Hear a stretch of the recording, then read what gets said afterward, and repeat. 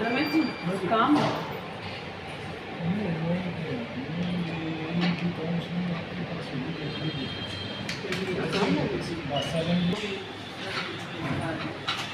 काम करवाते थे बस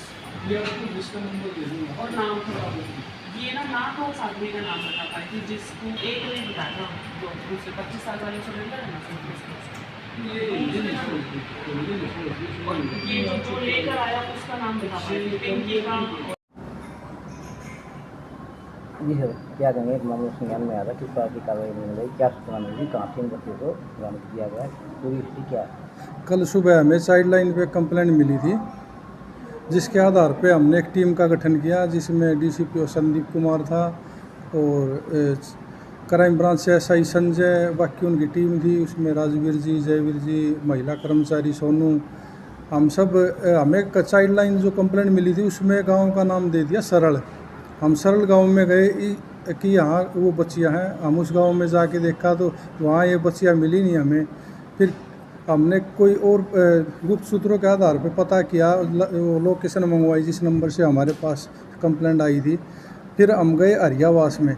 हरियावास में जाके हमें एक कोई राजकुमार नाम का व्यक्ति है, उसके पास ये खेतों में रहता था, वहाँ ये बच्चियाँ मिली है। तो वहाँ ये बच्ची जो मिली है, बच्ची को ये था राजकुमार, शाम को खाना नहीं देता था, सुबह इसको बच्ची को इसकी एक टाइम का खाना देता था, दिन में काम करवाता था। फिर इस बच्ची को लेके गए हम, एक जिसने दलाल ने बेचा था 1,10,000 रुपये में, उसके घर पे। वहाँ से हमें 2 लड़कियों की कंप्लेंट मिली थी। राम प्रसाद से हमने पता किया, मेला नाम था उसका, और उससे पता किया हमने कि दूसरी बच्ची कहाँ है। दूसरी बच्ची उसने बताया कि बिदनोई गांव में है। बिदनोई गांव में गए हम, उसने एक 25 वर्ष का लड़का सुरेंद्र था, सुरेंद्र के साथ उसकी शादी करवा रखी थी। उसके परिजनों ने बताया कि हमने तो इसको 1,30,000 रुपये में ख़रीदा है। और ये राम प्रसाद और कोई 2-3 और अन्य आदमी थे, 2 महिला थी, वो हमें इसकी शादी करवा गए और बेच के गए हैं। फिर हमने बच्चियों को रेस्क्यू करके इनका मेडिकल करवा दिया और इनके जो परिजन हैं उनसे बात की है, वो परिजन आ जाएंगे। बाकी अभी हमें थोड़ी आसाम की जो भाषा है, ये लोकल भाषा बोल रही है, उस भाषा की हमें समस्या हो रही है। इसके 2 भाषिया जो 2 भाषाओं का जानकार है, उससे काउंसलिंग करवाएंगे, तो उसके बाद आगामी कार्रवाई करेंगे।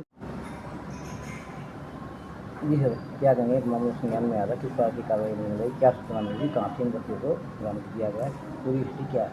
कल सुबह हमें साइड लाइन पे कंप्लेंट मिली थी, जिसके आधार पे हमने एक टीम का गठन किया, जिसमें डीसीपीओ संदीप कुमार था और क्राइम ब्रांच से एसआई संजय, बाकी उनकी टीम थी, उसमें राजवीर जी, जयवीर जी, महिला कर्मचारी सोनू, हम सब।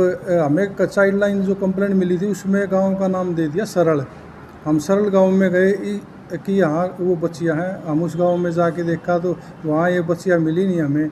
फिर हमने कोई और गुप्त सूत्रों के आधार पे पता किया, लोकेशन मंगवाई जिस नंबर से हमारे पास कंप्लेंट आई थी। फिर हम गए हरियावास में। हरियावास में जाके हमें एक कोई राजकुमार नाम का व्यक्ति है, उसके पास ये खेतों में रहता था, वहाँ ये बच्चियाँ मिली है।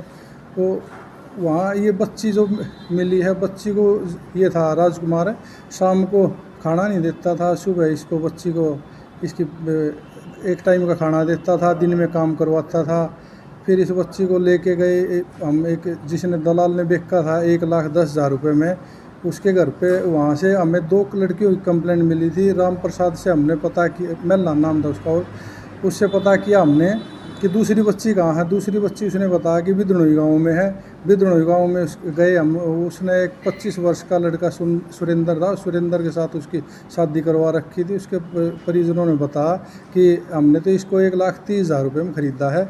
और ये राम प्रसाद और कोई 2-3 और अन्य आदमी थे, 2 महिला थी, वो हमें इसकी शादी करवा गए और बेच के गए हैं। फिर हमने बच्चियों को रेस्क्यू करके इनका मेडिकल करवा दिया और इनके जो परिजन हैं उनसे बात की है, वो परिजन आ जाएंगे। बाकी अभी हमें थोड़ी आसाम की जो भाषा है, ये लोकल भाषा बोल रही है, उस भाषा की हमें समस्या हो रही है। इसके दो भाषिया जो दो भाषाओं का जानकार है उससे काउंसलिंग करवाएंगे, उसके बाद आगामी कार्रवाई करेंगे।